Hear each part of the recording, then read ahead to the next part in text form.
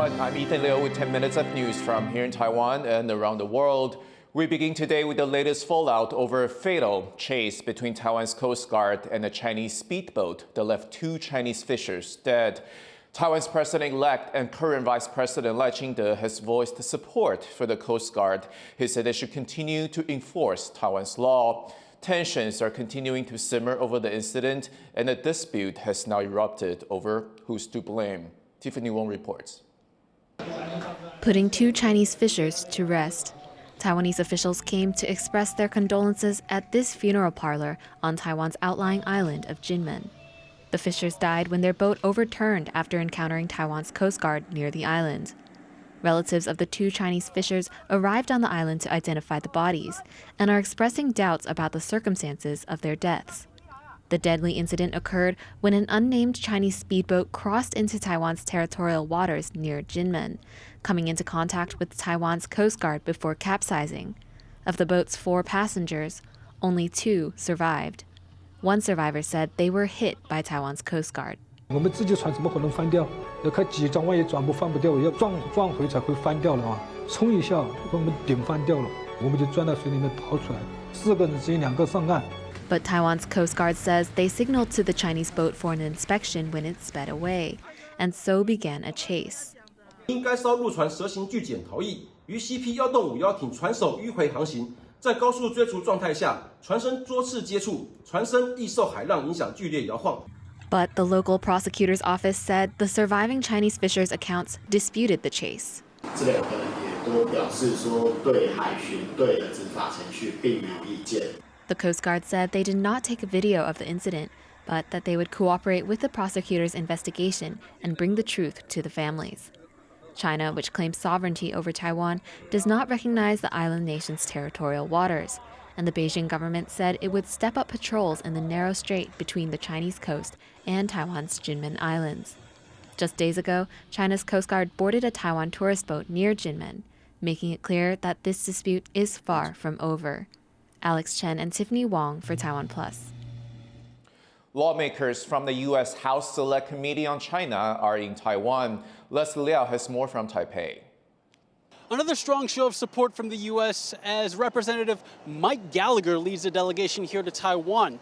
Gallagher chairs the U.S. House Select Committee on competition between the U.S. and China. He's leading a delegation of 4 other bipartisan lawmakers here. The purpose of the trip is to show support for Taiwan's current and future leadership.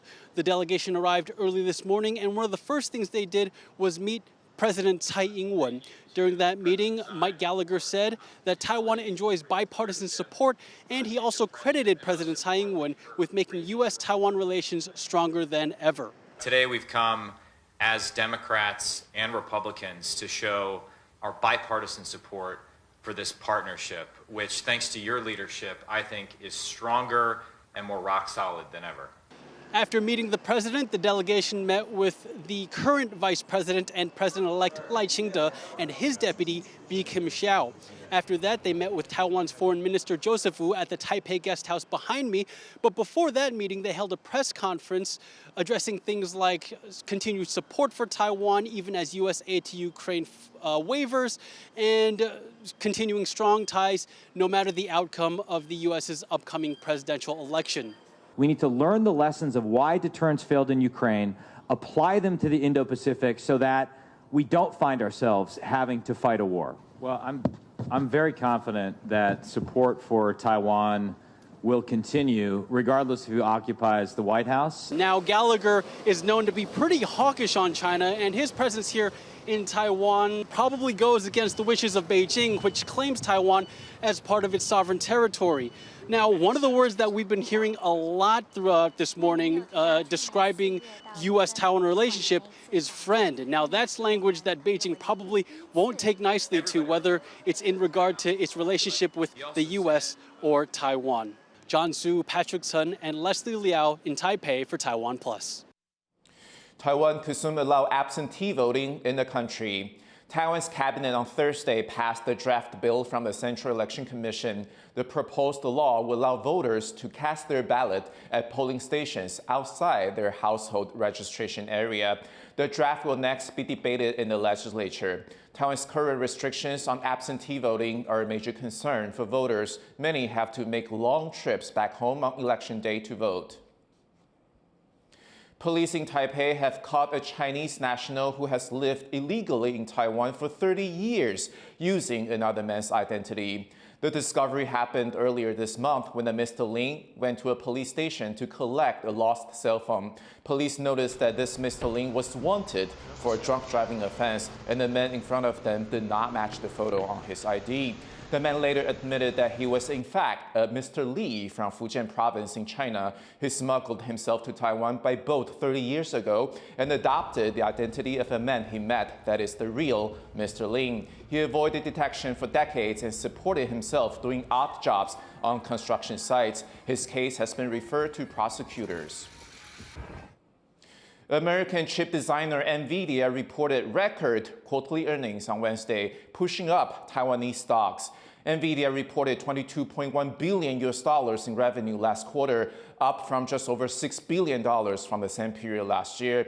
The company says its rapid growth is driven by the boom in AI technology. Taiwan chipmaker TSMC, whose factories produce many of Nvidia's chips, also benefited from the news. Swapping green pastures for green technology. Plans for a new green energy industrial park in southern Taiwan have been rejected by the Environment Ministry. Reese Ayers explains why. Killed in its crib.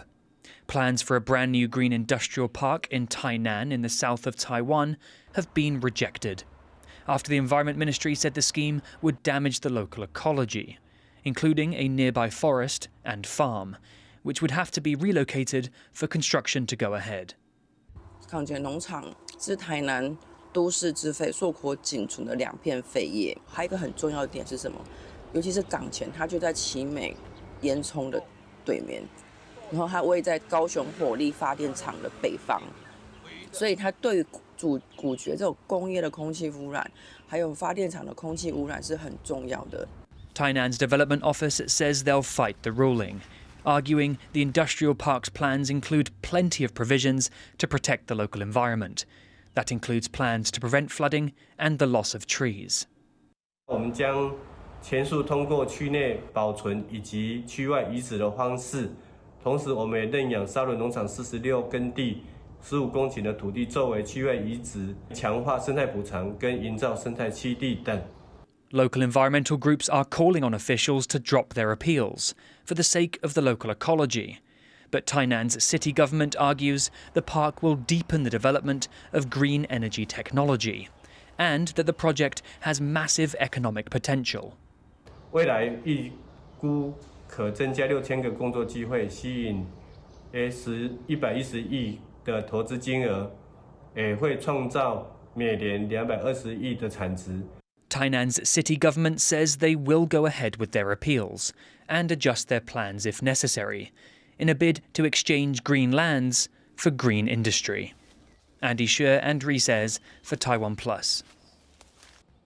Taiwan's men's and women's table tennis teams are headed to the Paris Olympics.